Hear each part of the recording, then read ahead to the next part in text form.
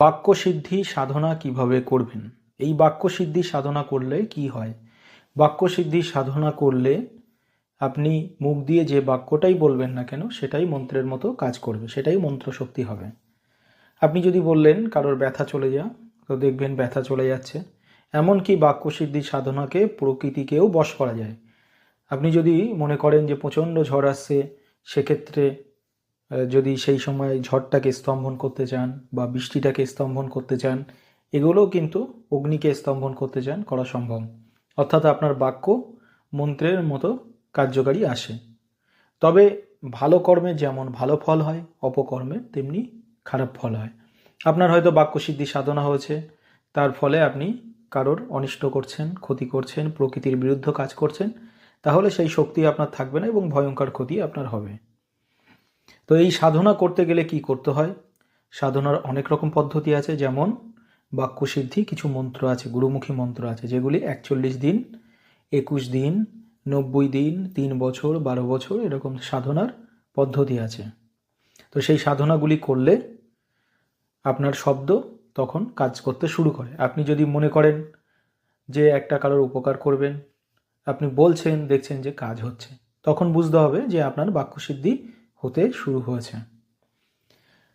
বীজমন্ত্র জপ করে আস্তে আস্তে বাক্যসিদ্ধি আসে। এমনকি দক্ষিণাকালীর মন্ত্র বা দশমহাবিদ্যা মন্ত্র বা যে কোনো সাধনা করলে সাধক যখন ঐশ্বরিক শক্তি লাভ করে, আস্তে আস্তে তার কথায় কিছুটা হলেও কাজ করে।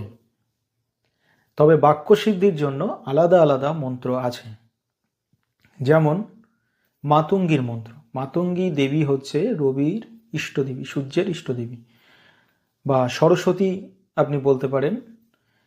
মাতঙ্গী মন্ত্র জপ করলে বিদ্যা লাভ হয়, যশ মান সম্মান লাভ হয়, তেমনি বাক্য সিদ্ধি হয়। এই মাতঙ্গী মন্ত্র আপনি কোথায় পাবেন? মাতঙ্গী মন্ত্র তন্ত্রসার বইতে আছে, আরও কিছু কিছু বইতে আছে, এমনি নেটের মধ্যেও আছে। তবে সেগুলো প্রাণহীন থাকলে কার্যকারী আসে না। তার জন্যে মাতঙ্গী মন্ত্র আপনি গুরুর কাছ থেকে বা কোনো তান্ত্রিকের কাছ থেকে, কোনো সাধকের কাছ থেকে অনুমতি নিয়ে নেবেন, যদি সম্ভব হয়। আর গ্রন্থ থেকে নিয়ে কিভাবে সেটাকে জপ করবেন, গুরুর অনুমতি নিয়ে জপ করতে পারেন, সেটাও কিন্তু একটা হয়। এই মাতঙ্গী মন্ত্র, মাতঙ্গী যন্ত্রের ওপরে যদি হোমযজ্ঞ করতে আপনি জানেন বা আপনি গুরু ধরে শিখেন, তাহলে সেটা খুব ভালো হয়। কারণ হোমযজ্ঞ করার কিন্তু আগুন জ্বালালাম আর যজ্ঞ করলাম সেটা হয় না, তার নিয়ম এবং পদ্ধতি আছে, সেই পদ্ধতিতে করতে হয়। আর যদি সেটা না পারেন, শুধুমাত্র জপ করতে হবে। 1-2